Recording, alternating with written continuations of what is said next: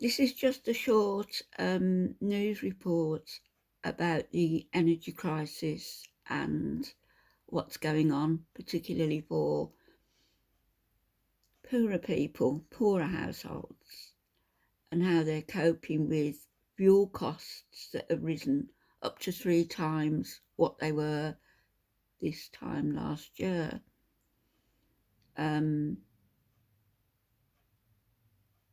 I'll play it, you'll see for yourselves.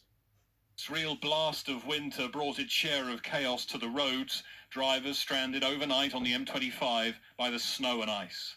But this winter is also bringing challenges that not long ago would have been unthinkable. The winter deep freeze for many means finding somewhere warm that doesn't mean a huge bill. The knit and natter in this church is a welcome escape from the anxiety. Let me just say something here.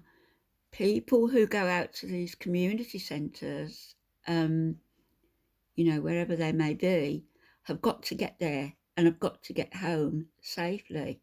If they don't have transport, how are they going to get there? They're going to have to get a cab there, a cab home, which in itself is going to negate any savings they're making on their fuel bills. Anxieties of the price of energy. They have said that they might have blackouts, which is really scary for older people, trying to do as they are. I mean, because if they've only got electric, they've got no heating, have they? For months we've wondered what would happen when the first real cold snap arrived. If anything, this shows us that if we don't look after each other as a community, some people are going to get left out. Some people could end up on the wrong side of poverty, on the wrong side of heat, on the wrong side of hunger. But never mind affording the energy, whether there'll even be enough of it to go around is a question in itself. 2 coal-fired units at this power station in North Yorkshire were put on standby to be...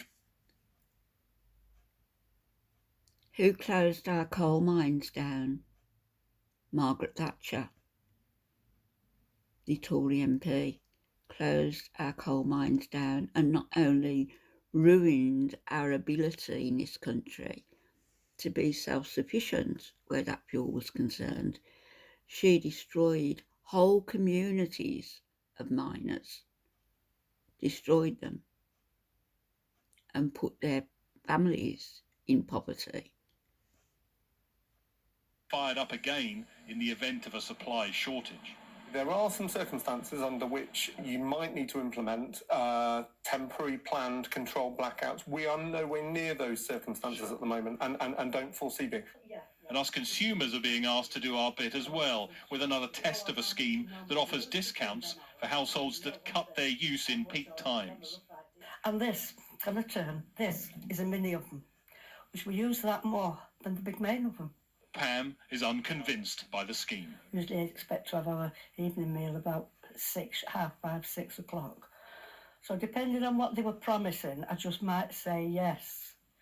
But if it would make it inconvenient, I'd say no. Already that challenge that so many set of seeing how far they could get through winter without turning the heating on has gone out of the window. It simply isn't realistic in temperatures like this. Winter has properly arrived, and this cold snap isn't over yet. And as the temperatures go down, so the costs go up. Coldest winter I've known. Navigating a cold spell like this would have been tricky in any winter. No, don't get out! What is he doing? The disruption on the roads. Oh. The inconvenience of cancelled flights for passengers like these at Stansted Airport. But this winter is challenging like few in living memory. You can't hit me! Well. And for many, will be far from fun. Greg Milam, Sky News.